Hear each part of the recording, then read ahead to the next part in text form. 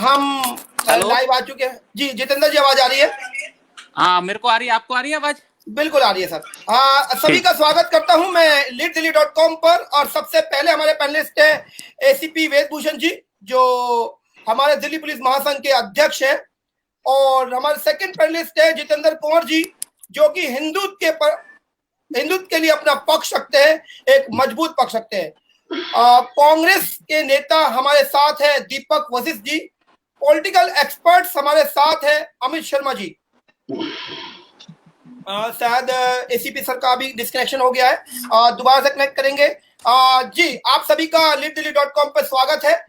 आज का सवाल सबसे बड़ा सवाल है कि गरीब ने तो अपना हाथ फैला लिया, दूसरा अमीर ने अपना हाथ आगे बढ़ा दिया। उस मध्यम वर्गीय का क्या, जो खुददार है अपनी खुददारी से कि मैं हाथ नहीं फैलाऊंगा?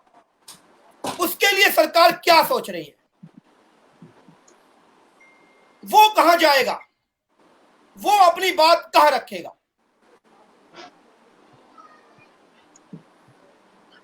सबसे पहले प्रतिक्रिया मैं जितेंद्र कुंवर जी से ले लेता हूं, क्योंकि आप बीजेपी में नेता भी हैं और सरकार आपकी है सर। देखिए अभी जी, मैं बताना चाहूंगा कि सभी वर्ग का सरकार ध्यान रख रही है। केंद्र सरकार ने जो सभी वर्गों का, सभी समुदाय के लोगों का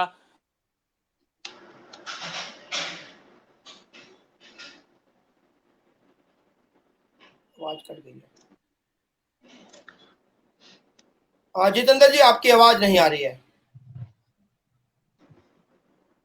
नहीं सर, शायद नेट डिस्कनेक्ट हुआ है, इसलिए आपकी आवाज शायद नहीं आ रही है। चलिए, प्रतिक्रिया आप दोबारा से एक बार कनेक्ट कीजिए, मैं दोबारा से आपके पास आऊंगा। अमित शर्मा जी, अपनी बात रखिए सर। देखिए अजय जी, पहले तो मैं ये बताना चाहूंगा कि मध्यम वर्गीय की जो परिभाषा है वो ये नहीं पता अभी क्या है। देखिए, पहले एक मध्यम वर्गीय एक ही क्लास हुआ करती थी। अब मध्यम वर्गीय एक क्लास नहीं रह गई है। जो 10 लाख रुपए महीना कमा रहा है, 5 से 10 लाख कमा रहा है व्यापार में या नौकरी में, क्योंकि अपर क्लास तो हो गया जिसकी इनकम का कोई था नहीं है, कहीं तक भी कमा रहा है। मिडिल क्लास हो गया 5 लाख, 6 लाख, 4 लाख रुपए महीना कमाने वाला। उसके अलावा एक अपर मिडिल क्लास आता है 5 लाख से 10 लाख में। उसके बाद मिडिल क्लास आता है जो अप टू 2 लाख से 5 लाख कमाते हैं। उसके बाद आते हैं लोअर मिडिल क्लास, जो 2 लाख, 1 लाख, 2 लाख कमाते हैं।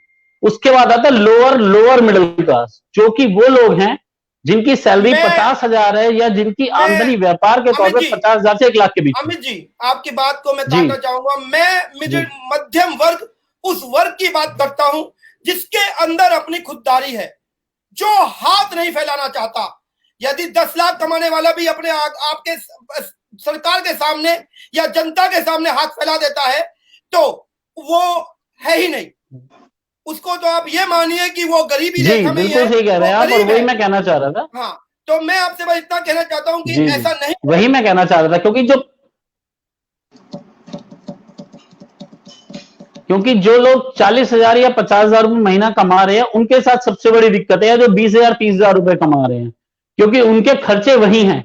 उनके घर की किस्त जानी है, उनकी गाड़ी की किस्त जानी है, उनके घर में बिजली का बिल भी आना है, जो घर के खर्चे हैं वो भी चलाने हैं। सैलरी उनकी अभी आ नहीं रही है, किसी की आ गई है, किसी की आ नहीं रही है, और उसके लिए अभी सरकार ने ऐसा कोई कदम नहीं उठाया है। ये है कि भाई जिसको ईएमआई देनी है उनको 3 महीने की राहत दे दी गई है, लेकिन उसकी भी एक शर्त है।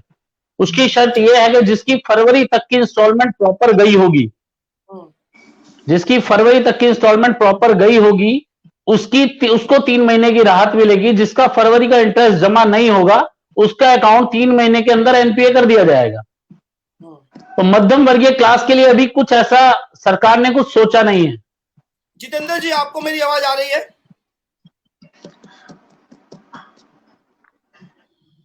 जितेंद्र जी, आपको आवाज आ रही है? जितेंद्र जी, आपको आवाज आ रही है? चलिए, हम जितेंद्र के बाद दोबारा आएंगे।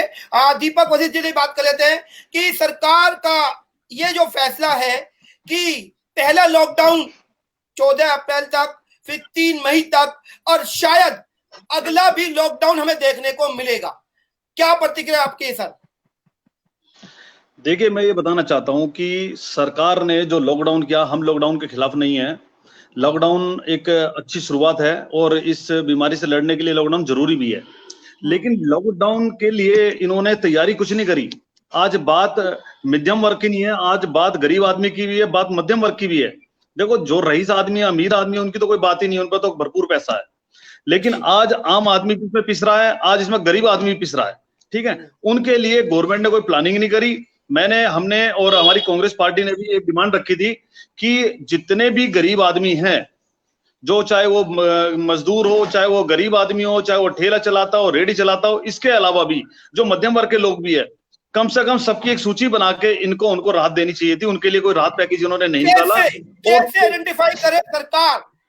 अमित जी ने साफ तौर पर कह दिया है कि जो इनकम टैक्स के हिसाब से देखा जाएगा, वो कई बार आदमी टैक्स चुराता है, कई बार लोन लेने या अपनी भविष्य निधि को देखते हुए टैक्स ज्यादा भी देता है। कैसे डिसाइड करेंगे कि कौन गरीब है और कौन अमीर है? आपने पूरे देश की जनगणना करी है, एक एक घर का डाटा आपके पास है, एक एक क्या नाम है आदमी का डाटा सरकार के पास है। इसमें कोई करने वाली बात नहीं है। सरकार को पता है किस घर की क्या इनकम है, सरकार के पास हर आदमी का डाटा है, उसके हिसाब से आप दे सकते हो। आप अपने प्रशासन से पता कर सकते हो, हर जगह एसडीएम है, डीएम है, इनके पूरा प्रशासन बैठा हुआ है। सरकार के पास अलग से एक विभाग बनाया गया है जिसमें एलआरओ, हमारे डीआरओ, बीआरओ सब बने हुए हैं, पूरा डाटा इनके पास है। उसको देखते हुए इन्होंने कोई राहत पैकेज नहीं दिया और लॉकडाउन कर दिया। लॉकडाउन, मैं आपको बताना चाहता हूं कि कोरोना से इतने लोग नहीं मर रहे आज जितने भूखमरी से दुनिया में लोग मर रहे हैं। सबसे बड़ी बात है,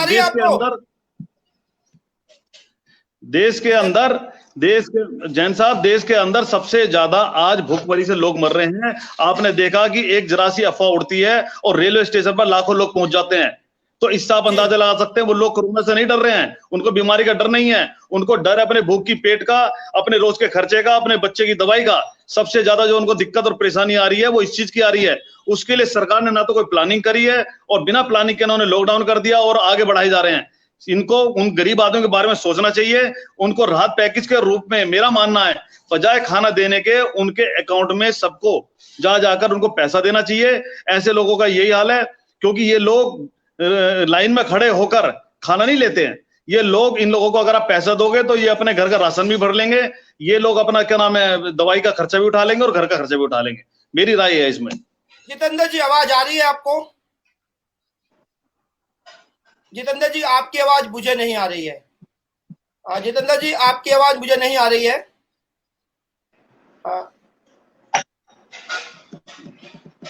जितेंद्र जी, शायद आवाज डिस्कनेक्टेड है।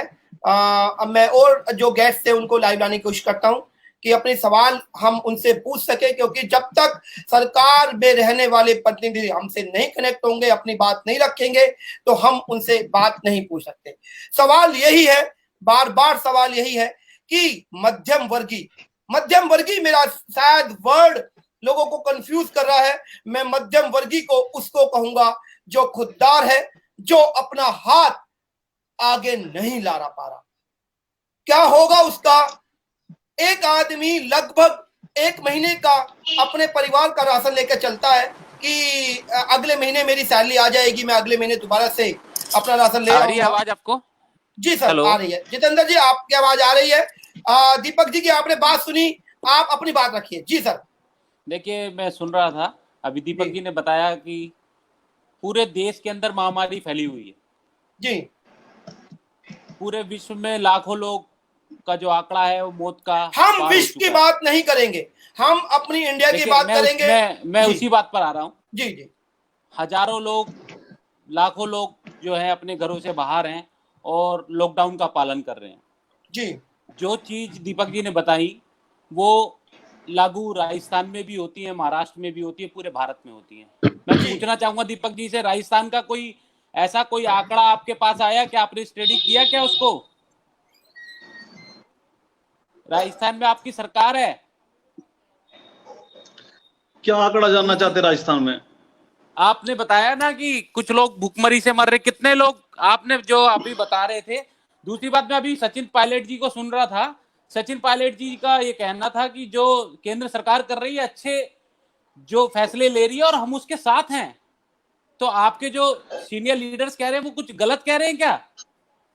नहीं, दूसरी चीज, केंद्र सरकार देश में जो महामारी फैली हुई है उससे लड़ने के लिए आप ये बताइए, आप साथ रहेंगे या अलग मुद्दा उठाएंगे? देखिए, मैंने पहले सबसे पहले एक बात बोली, राजनीतिक रूप ना दिया जाए। नहीं। मैं एक सीधा सवाल करना चाहता हूं कि उस खुददार का पहले क्या मैं जवाब होगा? दे दूं इनकी बात का।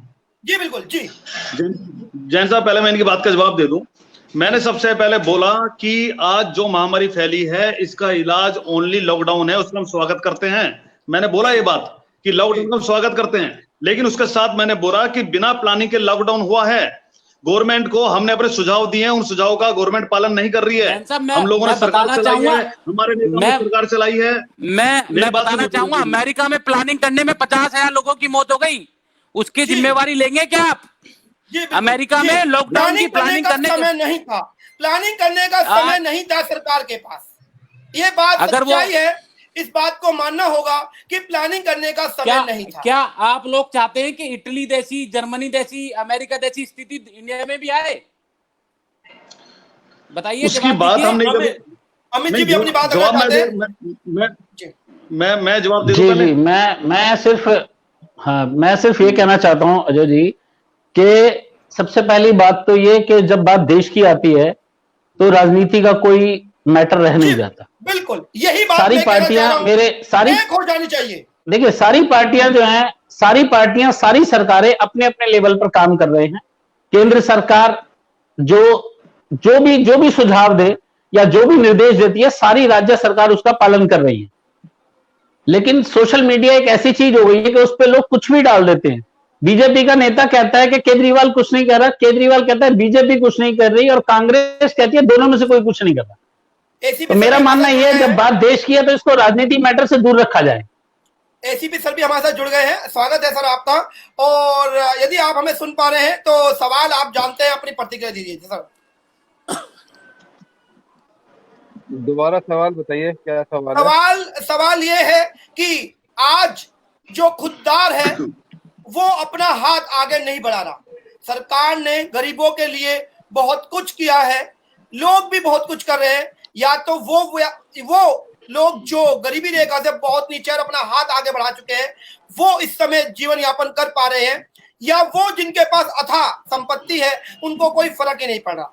उस आदमी का क्या होगा जो एक महीने की अपनी तनख्वाह, चाहे वो 50,000 1 लाख रुपए महीना थी, कमा रहा था और अपना गुजारा बसर कर रहा था। आज वो खुददार है, वो हाथ आगे नहीं बढ़ा रहा है। उसके बारे में सरकार ने क्या सोचा? सरकार अपना कार्रवाई कर रही है। आपने देखा होगा, आज मोदी जी ने कॉन्फ्रेंस करी है, तमाम सीएम को एड्रेस किया है, विचार मंथन हुआ है, सभी वर्गों का ध्यान रखा जा रहा है। गवर्नमेंट बहुत अच्छा काम कर रही है। भारत सरकार पूरे वर्ल्ड में तारीफ हो रही है जो काम किया जा रहा है। हिंदुस्तान में सभी वर्गों का ध्यान रखा जा रहा है। कटौती होगी, थोड़ा दर्द भी होगा, परेशानी तो होगी, पर जिंदगी रहेगी तो सब कुछ है, नहीं रहेगा तो फिर सब कुछ खत्म हो जाएगा। फिर पैसा क्या करेगा, रोटी क्या करेगी? इसलिए पहले जान बचानी है हिंदुस्तान की पूरे लोगों की, उसके बाद फिर आगे कार्रवाई है। मैं सर आपको बता देना चाहता हूं, अभी 3 दिन पहले leaddelhi.com ने एक न्यूज दिखाई थी कि लगभग 15 से 20 लोग रेडी रिक्शा पर बिहार निकल गए। आप सोचिए, दिल्ली से बिहार तक का रास्ता 1200 किलोमीटर का वो रेडी रिक्शा पे तय करना चाहता है, तो उसको कोरोना का डर है या भूख का? खुददार है वो हाथ आगे नहीं बढ़ा पा रहा, नहीं मांग पा रहा है भीख। अजय जी, आप बिल्कुल सही कह रहे हैं। मैं बता रहा हूं आपको, मैं प्रॉपर फोन नंबर भी दूंगा, मैं प्रॉपर एड्रेस भी दूंगा। करीबन 22 मजदूर हैं, 162 नंबर दुर्गापुरी एक्सटेंशन, गली नंबर 4 में। आज भी मेरे पास उनका फोन आया था कि हम साइकिल से बिहार जाने की सोच रहे हैं। वो लाइन में खड़े होकर खाना नहीं मांग सकते, यहां तक कि ये पोजीशन हो गई है, गली मोहल्ले वालों ने मकान मालिक से ये बोल दिया है कि इन लोगों को बाहर निकालो, इतने सारे लोग इस घर में रह क्यों रहे हैं। वो मजदूर क्या करें, वो बाहर ही जाएंगे, साइकिल से जाए, चाहे रेडी से जाए, चाहे पैदल जाए, वो 1200 किलोमीटर का सफर तय ही करेंगे। मेरे पास एड्रेस है, मेरे पास उनके फोन नंबर हैं। उसके लिए सरकार क्या कर रही है? कुछ मैं ये नहीं कहता केंद्र सरकार कुछ नहीं कर रही है, लेकिन कुछ काम ऐसे हैं जो सिर्फ आज पेपरों में ही हो रहे हैं, कागजों में हो रहे हैं, सामने नहीं हो रहे।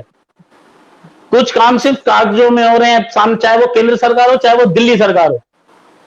जवाब दीजिए जितेंद्र जी। दुर्गापुरी एक्सटेंशन में 162 नंबर में 22 मजदूर हैं। जितेंद्र जी आपकी बारी है जवाब देने आप की। जाके देखिए उनकी क्या हालत चाहूंगा है। कि मैं डिस्कनेक्ट हो गया था, दोबारा से आप बात अमित ये जी। रखी जा रही है, मैंने अभी करीबन 4 दिन पहले एक न्यूज दिखाई थी कि करीबन 15 लोग रेहड़ी रिक्शा पर बिहार चल दिए। आप सोचिए कि उस शख्स को कोरोना का डर है या भूख का, नहीं फैला पा रहा है वो अपना हाथ उस अमीर के आगे जो देते वक्त उसकी 40 फोटो निकालेगा, नहीं फैला पा रहा है वो अपना हाथ उस सरकार के सामने जो उसकी सरकार उस राशन को देने से पहले 20 बार जनता को बताती है कि हम आपके लिए ये कर रहे हैं। खुददार है वो, उसने सोच लिया कि मैं मर जाऊंगा लेकिन अपने गांव चला जाऊंगा, वहां जाके नमक से रोटी खा लूंगा, लेकिन इस सरकार के सामने हाथ नहीं फैलाऊंगा। देखिए मैं आपको बताना चाहूंगा कि इस तरह की बहुत सारी एनजीओ, चाहे मैं कोई भी पॉलिटिकल इस मुद्दे को मैं बनाना नहीं चाहता हूँ, सोशल एनजीओ जो हैं, सोशल वर्क करती हैं, वो बहुत सारी एनजीओ इस तरह का काम कर रही हैं। उनके माध्यम से भी हमें बहुत सारे लोगों का पता चल रहा है कि उनको जरूरत है, जरूरतमंद लोग हैं और मैं उनको आपसे जरूरत कह रहा हूं पहुंचनी कि आप अपनी रसोई चला रहे हैं, महाकाल नाम से रसोई आपकी भी चल रही है, लोग 700 से ज्यादा लोग आपसे भी खा रहे हैं, दीपक वशिष्ठ जी की भी डेली रसोई चलती है, हजारों लोग उनसे भी इस बात का फायदा उठा रहे हैं, लेकिन उसका क्या, जो खुददार है नहीं फैला पा रहा आप लोगों के सामने अपना हाथ, उसका क्या, उसके बारे में सरकार ने क्या सोचा? अबे जी लिव वर्सेस लिवहुड की लड़ाई है कि जीने के लिए संघर्ष करना पड़ेगा। ये महामारी ऐसी महामारी है कि इसके अंदर आप इसकी सीरियसनेस को समझिए कि जीवन जीने के लिए कुछ चीजों को आपको त्याग करना पड़ेगा, कुछ चीजों को छोड़ना पड़ेगा। सारी लग्जरियस, अच्छा बात चलिए आपकी बात मान लेना हूं, त्याग नहीं, उसकी कीमत भूखा मरना तो नहीं है ना जितेंद्र भाई। मैं बात करता हूं, उसकी कीमत भूखा मरना तो नहीं है। नहीं देखिए, जितेंद्र जी, इसको तय एक मिनट। आप और मैं नहीं कर सकते। अगर आप कोई सहूलियत दे रहे हैं, मान लीजिए आपने किसी का राशन कार्ड बना दिया, बीपीएल कार्ड बना दिया, अगर वो आपके पास नहीं आएगा तो आप उसे संपर्क नहीं कर पाएंगे। अमित जी, जितेंद्र जी, मैं आपकी बात नहीं, जो सुनिए, जो राशन ले रहा है वो ले रहा है, ऐसा नहीं है जिसपे राशन नहीं ले रहा है। मैं आपको बता रहा हूँ, जैसे महाकाल रसोई है, आपकी रसोई है, और भी एनजीओ काम कर रहे हैं, नो डाउट बहुत अच्छा काम हो रहा है, सब एनजीओ कर रहे हैं, हर आदमी अपनी रसोई चला रहा है, और जो आदमी सक्षम है वो हेल्प भी कर रहा है। मेरे कहने का मतलब ये, ऐसे लोग जो घर से, जैसे मैं आपको बताऊं, दुर्गापुरी एक्सटेंशन में वो जो 22 मजदूर हैं, वो पॉश एरिया है, अच्छे घर बने हुए, वहां तक खाना कोई नहीं पहुंचा रहा, झुग्गियों में पहुंच रहा है। जो बिल्कुल लोअर क्लास लोग हैं वहां तक खाना पहुंच रहा है, नो डाउट, लेकिन नत्थू कॉलोनी चौक पे जो मजदूर रह रहे हैं, दुर्गापुरी चौक में जो वहां तक खाना नहीं पहुंच रहा, और वो लोग बिहार से हैं, उनके पास कोई राशन नहीं है। नत्थू कॉलोनी चौक पे जो हम, ये एक वैश्विक बात नहीं मैं है, मान रहा हूँ जितेंद्र। एक मिनट बात सुनिए। अभी जितेंद्र जी ने कहा कि सभी को पालन करना चाहिए, त्याग की बात रखनी चाहिए, क्या अभी तक त्याग नहीं था? क्यों खोली गई फिर ये दुकानें? इस बात का जवाब दीजिए। ये दुकानें जो खुली हैं रमजान के पहले दिन, इसका क्या नतीजा आने वाले समय में देखने को मिलेगा? कौन लेगा इसकी जिम्मेदारी यदि दोनों लॉकडाउन फेल हो गए? जवाब दीजिए जितेंद्र जी। देखिए, ये जो लॉकडाउन खोला नहीं कह सकते आप इसे, ये जो कुछ एसेंशियल चीजों के लिए जो नेबरहुड्स की जो दुकानें हैं उनको दावत उड़ रही है, अनुमति दी गई है। मीट गोश्त की दुकानें खोल दी गई हैं। आपने कहा त्याग की बात, आपने रामनवमी नहीं मनाने दी, आपने होली, आपने अभी जो हमारे त्योहार नवरात्रे थे वो नहीं बने, उसके बाद आज दावतों की दुकानें खोल दी, गोश्त मीट बिकना स्टार्ट हो गया, उनको आपने एसेंशियल सर्विस मान लिया। क्या मीट खाना उनके अंदर त्याग की बात नहीं आई? क्या आपने उनके ऊपर अपना शिकंजा नहीं कसना चाहा? नहीं, हमने कोई एसेंशियल सर्विस के लिए, मीट के लिए नहीं कहा कि एसेंशियल सर्विस। मीट की दुकानें खोल दी गई हैं। मैं आपकी जानकारी को दुरुस्त कर देता हूं कि मीट की दुकानें खोलने के ऑर्डर्स हो गए हैं, गोश्त और मीट की दुकानें खुल जाएंगी।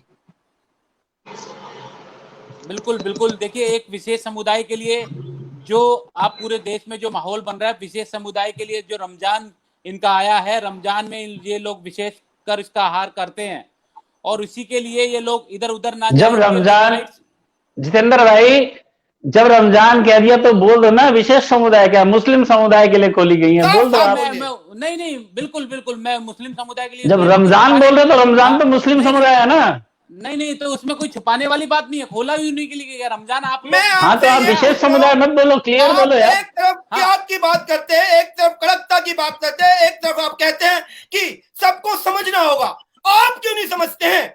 आपने ये पालन इसी पहले दिन क्यों तोड़ा? आप इसको बरकरार रखते हिंदुत्व के मन में, जहां आपको लगता है कि आपकी सरकार बिना इस पक्ष को मजबूत किए बन पाएगी। हम केवल वोट देने के लिए, थाली बजाने के लिए, दीपक जलाने के लिए है क्या? नहीं देखिए, सरकार सभी लोगों का ध्यान रखते हुए सभी चीजों के लिए, सभी लोगों के लिए, सारी चीजें के लिए, कि जो त्योहार के लिए अपने लोकल में ही अपने खरीदारी करें और बाहर ना निकलें, इसके लिए ही ये लोकल दुकानें खोली गई है। दूसरी चीज, विशेषकर ये कोई मुस्लिम एरिया में नहीं खोली गई, पूरे देश में। देखिए, मोदी जी ने पहले भी कहा था कि जान भी चाहिए और जहान भी चाहिए, क्योंकि आप जानते हैं पूरे देश की इकोनॉमी, अभी हमारी इकोनॉमी बहुत अच्छी है, मगर हमारी इकोनॉमी इतनी अच्छी नहीं है कि जापान और अमेरिका का मुकाबला कर सकें। इस इकोनॉमी को बरकरार रखने के लिए ये यहीं पर स्थित रहे। आपको लगता है कि गोश्त बेचकर इकोनॉमी बच जाएगी? नहीं, आपको लगता है कि मुर्गा भैंस कटवा कर इकोनॉमी बचा लेंगे?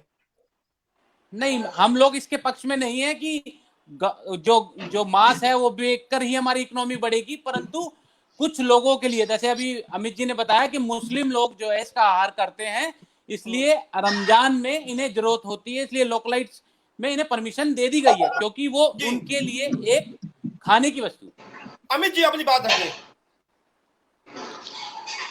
जी, मैं ये बात, देखिए केंद्र सरकार ने जो ऑर्डर दिया और उसके बाद ये बोला जो पे डिपेंड है, मैं सिंपल बात करता हूं कि केंद्र सरकार के किसी ऑर्डर को राज्य सरकार ने अभी तक डिनाई नहीं किया है, चाहे वो किसी भी तरह कानून हो, 3 तलाक हो, 370 हो, जो भी है, हर तरह के कानून को पूरे देश ने माना है।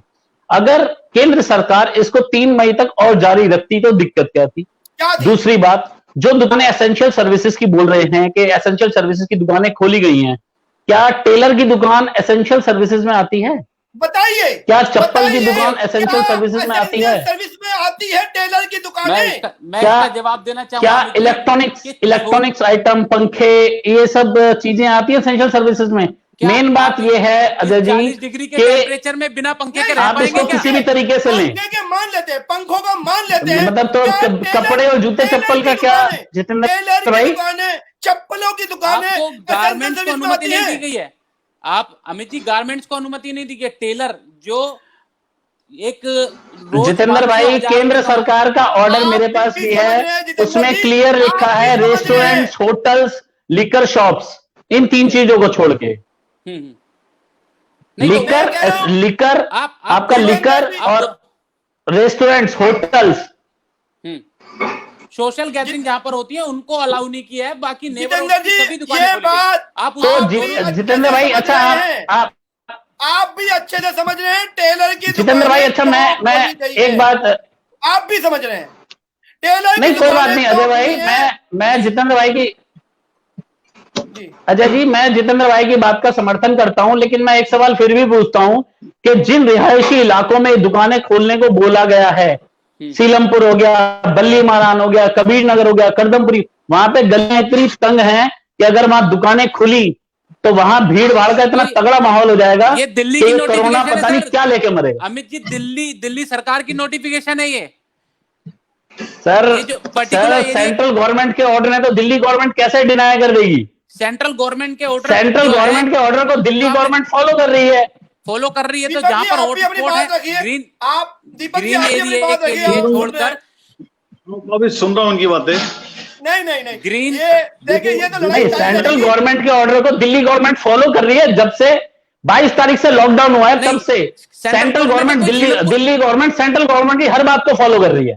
अमित जी, सेंट्रल गवर्नमेंट ने कोई सीलमपुर नहीं, आज दिल्ली सरकार और केंद्र सरकार एक ही है, कोई अलग नहीं है। आज केजरीवाल अच्छा। जी बिना मोदी जी के कोई काम, केजरीवाल जी बिना मोदी जी के, सुने मेरी बात, हाँ मेरी बात सुने पहले, मेरी बात सुने। केजरीवाल साहब मोदी साहब के बिना आज कोई काम नहीं कर रहे हैं। आप उनके जितने इंटरव्यू जब से लॉकडाउन हुआ है, जितने भी बार वो टीवी पर आए हैं, हमेशा उन्होंने बोला कि केंद्र सरकार के आदेश है, हम उनसे पूछ के काम करेंगे। हर काम उनसे पूछ के किए जा रहे हैं। आज ये लॉकडाउन के अंदर भी उनके ऊपर ना फूट जाए। अब मेरी बात सुने, लॉकडाउन के अंदर भी जितनी ये दुकानें खोली जा रही है, मेरे हिसाब से गलत है, अभी नहीं खुलनी चाहिए। क्योंकि अभी हमारे यहाँ पर रोज पेशेंट बढ़ रहे हैं, दिल्ली के अंदर खासकर डेली हमारे जो हॉटस्पॉट इन्होंने 97 से भी ऊपर 100 के करीब हो गए हैं। उसके बावजूद आप दुकान किस चीज की खोल रहे हैं, ये बताइए आप। दीपक जी, और फिर हम अपने, हाँ जी दीपक जी, आप जनता कॉलोनी वार्ड में क्या अपने मुस्लिम बहुल्य क्षेत्र में अपील करेंगे हमारे चैनल से कि चलो केंद्र सरकार ने बोल दिया, आप मेरे कहने से अपनी दुकान को बंद रखिएगा, करिए अपील, करिए अपील। मैं देखना चाहता हूँ आपके मुंह से। मेरी बात सुनिए, मैं अपील करने वाला कौन होता हूँ? मैं सरकार तो हूँ नहीं, मैं ना दिल्ली सरकार हूँ, ना मैं निगम हूँ, ना केंद्र सरकार हूँ। मेरी अपील से कुछ नहीं होने वाला। मैं सिर्फ, सुनिए बात, मैं एक चीज की अपील कर सकता हूँ, वो अपील ये है कि सोशल डिस्टेंस बनाकर रखे और जो भी लॉकडाउन है उसका पालन करें, ये मैं अपील कर सकता हूँ। नंबर 2 बात, मुझे पता है सर, आप नहीं करेंगे अपील, क्योंकि आपको भी अपनी उस बहुल्य एरिया की वोट का फिक्र है। जो फिक्र इस समय मोदी जी कर रहे हैं, जो फिक्र इस समय दिल्ली सरकार कर रही है, आपको नहीं फिक्र जनता की। आप कीजिए अपील, बोलिए साफ तौर पर कि मैं जनता से अपील करता हूं कि आप केंद्र सरकार की बात को बिल्कुल मत मानिए और सभी दुकानें आप बंद रखेंगे। कीजिए अपील आप। देखिए सबसे पहले एक चीज बता दूं मैं आपको, जो सरकार है ना, सरकार के लिए कोई समुदाय अलग नहीं होते, ध्यान रखना। सरकार के लिए सारी प्रजा बराबर है। आप बेर बार क्या नाम है, मुस्लिम बहुल इलाका, फलाना बहु इलाका, ये चीज नहीं बोलनी चाहिए। इस समय क्या है, सब हिंदुस्तानी है और सब एक हैं, पूरा देश एक है, पूरा देश एक होकर आज इस महामारी से लड़ रहा है। परेशानी सुन लो, में सोचते हुए आप अपील कीजिए सर। नहीं करेंगे मैं तो सभी देशवासियों से अपील ये करूंगा कि भाई इस समय जो है लॉकडाउन का पालन करें और अपनी सुरक्षा अपने हाथ में है। इसका भी कोई इलाज नहीं है, इसकी कोई अभी वैक्सीन नहीं बनी है, इसकी कोई दवाई नहीं बनी है। सुनना है मुझे ये आपके मुंह से, मत बनवाइए नए कपड़े, मत खाइए गोश्त। सुनना है मुझे आपके मुंह से, बोलिए। देखो, गोश्त खाने की और नए कपड़ों की तो कोई बात ही नहीं हो रही ना। आदमी हमने अभी हर आदमी दूसरे पर आरोप लगाना आसान है, अपनी बात रखना। इस वक्त जितने भी त्योहार आ रहे हैं, चाहे वो किसी भी समुदाय के हैं, वो सब अपने घरों में मनाए, कोई बाहर ना निकले, लॉकडाउन का पालन करे और सोशल डिस्टेंस जो इस समय सबसे ज्यादा जरूरत है वो बना के रखें। इसका कोई इलाज नहीं है अभी तक। अगर ये हमारे देश के अंदर फैल गया, बुरी तरह मैं बता रहा हूं, रुकने वाला नहीं है। हमारे पास हॉस्पिटल्स नहीं है, हमारे पास डॉक्टर्स नहीं है, हमारे पास इतने साधन नहीं है। ये सेफ्टी अभी बहुत ज्यादा जरूरी है, मेरा मानना ये है। इसके लिए मैं आप लोगों से बोलना चाह रहा हूँ, सोशल डिस्टेंस होगा कैसे भाई? को हम सुझाव दे सकते हैं। अमित जी का सवाल का जवाब दीजिए। सोशल डिस्टेंस होगा कैसे? बाजार खोल देंगे, जनता कॉलोनी में सोशल डिस्टेंस का पालन जो है वो गवर्नमेंट कराएगी, गवर्नमेंट का काम है, ठीक है ना। गवर्नमेंट के पास सारी सुविधाएं हैं, सारे प्रशासन, सारे सरकारी यंत्र उनके पास, गवर्नमेंट मैं बताता हूं आपको, वेलकम थाने में मुश्किल से 90 से 100 लोग हैं और वेलकम थाने का एरिया कितना बड़ा है, कितने पुलिस वाले कैसे मैनेज करेंगे? आप कबीर नगर में इस वक्त भी चले जाओ, आप कबीर नगर में इस वक्त भी जाएंगे तो आपको कम से कम सोशल डिस्टेंसिंग को तो छोड़ ही दो आप। मैं कह रहा हूं कबीर नगर में, जनता कॉलोनी में, सीलमपुर में, बल्ली महारान में सोशल डिस्टेंसिंग को छोड़ दो। नहीं, मैं आपको एक चीज बता दूं, देखो 95% लोग सोशल डिस्टेंस का पालन कर रहे हैं आज की डेट में। ऐसे नहीं है 5% लोग हैं जो नहीं कर रहे हैं, पर 90% लोग ऐसे हैं जो सोशल डिस्टेंस का पालन कर रहे हैं, लॉकडाउन का पालन कर रहे हैं। ऐसा नहीं है। जो लोग जाफराबाद चलिए, आप मेरे साथ जनता कॉलोनी चलिए, आपको वहां पर 20% फॉलो मिलेंगे, 80% पालन ना करने वाले मिलेंगे। मैंने ग्राउंड रिपोर्टिंग की है, वहां पे कचौड़ी की दुकानें खुली हुई हैं, वहां पे दूध की दुकानें खुली हुई हैं, वहां पे लोग खड़े होकर दूध पी रहे हैं, कचौड़ियां खा रहे हैं। मेरे साथ बदतमीजी हुई जब मैंने कैमरा ऑन किया, मैंने 100 नंबर पर फोन किया, मेरी डीडी एंट्री है, पुलिस का साफ कहना है हम गली में नहीं जाएंगे, ये लोग थूक देते हैं। आप कह रहे हैं 80%, आप चलिए मेरे साथ, यदि आप 50% भी दिखा दें तो मैं अपनी पत्रकारिता छोड़ दूंगा। चलिए तो मेरे साथ। आप क्या चाहते हैं? नहीं, आप क्या चाहते हैं कि कोई सोशल डिस्टेंस का पालन ना करें? आप ये चाहते हैं कोई सोशल डिस्टेंस? हम अपील कर सकते हैं। आप कह रहे हैं 80% लोग कर रहे हैं, मैं आपको दिखाना चाहूंगा 20% कर रहे हैं, 80% नहीं कर रहे हैं। मैं जहां रहता हूं, जहां मैं घूम रहा हूं, जहां मैं जा रहा हूं अपने क्षेत्र के अंदर, मैं यहाँ की बात कर रहा हूँ, यहाँ 95% लोग अपने घरों के अंदर है, सोशल डिस्टेंस का पालन कर रहे हैं, लॉकडाउन का पालन कर रहे हैं। जो जहां नहीं कर रहे हैं वहां की अपील तो कर सकते हैं साहब, कीजिए अपील। जहां नहीं कर रहे हैं वहां मैं उन लोगों से हाथ जोड़ के रिक्वेस्ट करना चाहता हूं, सोशल डिस्टेंस का पालन करें, लॉकडाउन का पालन करें। पोस्ट मत खाइएगा, नए कपड़े नहीं बनवाइएगा, दुकानों पर कचौड़ियां खाने, दूध पीने मत जाइएगा। बोलिए। मैंने क्या बोला अभी? देखो, कचौड़ी खाने की बात नहीं, कचौड़ी मैं भी अपने घर में बैठ के खा रहा हूँ, आप भी खा रहे हो, इसे कोई नहीं रोक सकता अपने घर में बैठ के खाने के लिए। आप कचौड़ी की बात मत कीजिए, हम बात करेंगे हम बात करेंगे फिलहाल की बात कर रहा हूँ, मैं मार्केट में दुकान पर खड़ा होकर बात कर रहा हूँ। देखो, मैं बात करना चाहता हूँ कि देखो, जो दुकान पे भी अगर सोशल डिस्टेंस का पालन नहीं कर रहे हैं वो गलत है मेरी नजर में। सोशल डिस्टेंस का पालन करना चाहिए, लॉकडाउन का पालन करना चाहिए, और गवर्नमेंट जो इस समय नियम लेकर आई है, पूरे देश की जनता सारी दुकान नहीं बंद कर देनी चाहिए जी। तो वो आप गवर्नमेंट से बोलो ना, मेरे हाथ में थोड़ी, मैं थोड़ी बंद कराऊंगा।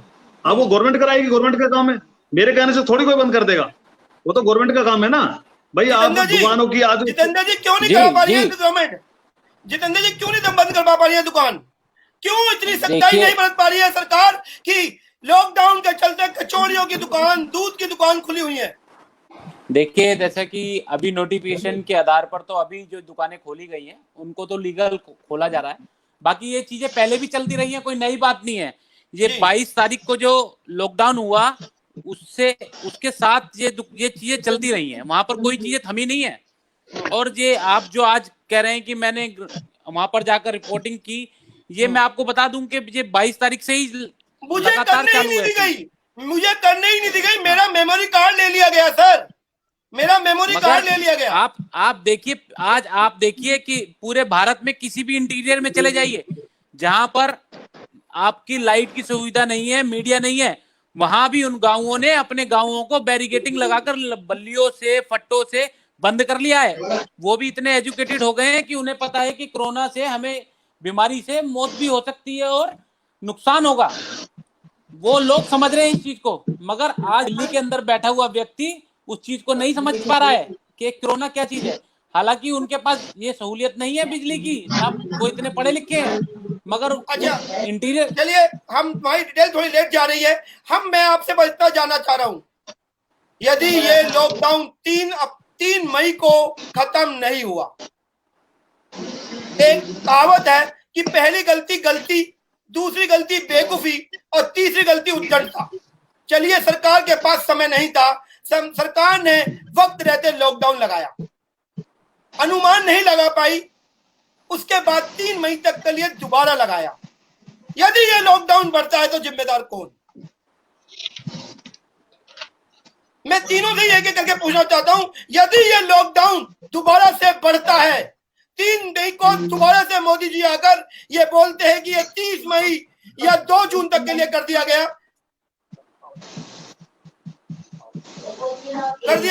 तो उसका जिम्मेदार कौन?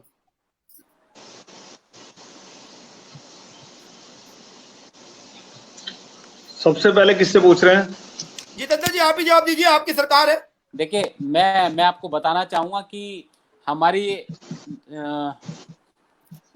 आप सुन पा रहे हैं? जी बिल्कुल सुन पा रहा हूँ। जैसा कि हमारा आज मोदी जी ने भी कहा कि हेलो जी सर, बोलिए। मोदी जी ने भी कहा कि सभी जो स्टेट के सीएम हैं उनकी राय के साथ हम ये जो भी डिसीजन होगा वो हम लेंगे, और सभी की सहमति से जो भी आगे करना होगा, लॉकडाउन को आगे बढ़ाना है या 3 तारीख को इसे खत्म करना है, वो सभी की सहमति से होगा, जैसे कि स्टेट की सरकारें चाहेंगी। दीपक जी, जैसा आज दीपक जी देखिए फिर कौन क्या जिम्मेदार? है कि मैं आपको इसलिए बता दूं, लॉकडाउन लगाया किस लिए गया था? लॉकडाउन इसलिए लगाया गया था जब देश के अंदर बहुत भयंकर महामारी फैली। अभी तक इसका कोई इलाज आया नहीं है, ठीक है ना। और मेरा मानना यह है कि अगर लॉकडाउन कल को सरकार बढ़ाती है तो हो सकता है वो देश के हित में हो। और सरकार, मेरा मानना अभी तक सरकार कोई गलत काम नहीं कर रही है। सारे देश की पार्टियां, सारे राजनीतिक दल और पूरा देश और देश की जनता आज सरकार के साथ है, क्योंकि आज हम सबको राजनीति करने का वक्त नहीं है। आज सबको एक होने का वक्त है और सारा देश एक होकर इस कोरोना से हम लड़ रहे हैं और एक होकर हम जीतेंगे। मेरा मानना यह है, अगर सरकार को लगता है कि अब इसकी जरूरत है तो हम लोग सरकार के साथ हैं। अमित जी सर, सवाल यह है कि इस चीज के लिए जिम्मेदार कौन होगा? मेरा मानना यह है इसके लिए जिम्मेदार प्रशासन भी है, जनता भी है और मैनेजमेंट भी है। प्रशासन देने में कोई कमी नहीं छोड़ रहा। सवाल बांटने वालों का नहीं है, सवाल बंटवाने वालों का है। जो बंटवाने वाले हैं वो तरीके से नहीं बंटवा रहे। जनता अगर जागरूक हो जाए तो ये चीज बहुत आराम से शांत हो सकती है। जैसे कि दिल्ली में पहले से कंट्रोल में थी, लेकिन जब से दुकानें खुली हैं, कल में सबसे ज्यादा मरीज आए हैं 293, 293 रिकॉर्ड मरीज है कल के दिन में। ये सोशल डिस्टेंसिंग होती तो इस तरह से ये मरीज नहीं आते। जबकि सही होने के आंकड़ों में दिल्ली, तमिलनाडु और राजस्थान सबसे बढ़िया चल रहे हैं। महाराष्ट्र नहीं, महाराष्ट्र में 8,000 में से 1,000 लोग ठीक हुए हैं अभी तक। दिल्ली में 2,900 में से 877 लोग ठीक हो चुके हैं जी। ये सब जनता, प्रशासन और जो इनका मैनेजमेंट है, इन सबको मिलकर बांटना होगा। जैसे मैं आपको एग्जांपल दूं, माला देवी स्कूल में खाना बंट रहा है। अरे आप रिहायशी इलाकों में क्यों बांट रहे हो? लॉकडाउन बढ़ने का जिम्मेदार कौन होगा? लॉकडाउन बढ़ने का जिम्मेदार प्रशासन भी है, जनता भी है और मैनेजमेंट भी है, तीनों है। मैं किसी एक आदमी पे ठीकरा नहीं फोड़ूंगा इस चीज का। जनता जो कि गलियों में अब भी बिना बात के निकल रही है, वो जनता इस चीज की जिम्मेदार है। प्रशासन इसलिए जिम्मेदार है कि वो मैनेज नहीं कर पा रहे हैं, और जो उनका मैनेजमेंट है उनको यही नहीं पता हमें करना क्या है प्रॉपर। चलिए, जनता के लिए सवाल छोड़कर जाते हैं कि जिम्मेदार कौन। आप कमेंट करके जरूर बताइए कि यदि लॉकडाउन 2.0 ये 3.0 कन्वर्ट होता है तो जिम्मेदार कौन होगा, उसका क्या? अजय जी, होता नहीं है, होना कन्फर्म है ये जी। यदि एक खुददार अपने हाथ किसी के आगे नहीं बढ़ा पा रहा तो उसके बारे में सरकार क्या सोचती है? एक विशेष समुदाय के लिए एक पर्व आने पर दुकानें खोलना क्या इस देश को गर्त में डालने के बराबर तो नहीं? हम इन्हीं सवालों के साथ विदा लेते हैं। आप अमित जी, आपका बहुत बहुत धन्यवाद है। दीपक जी, आपका भी बहुत बहुत धन्यवाद है। जितेंद्र जी, आप सभी आए। धन्यवाद जी। जय हिंद, जय भारत। जय श्री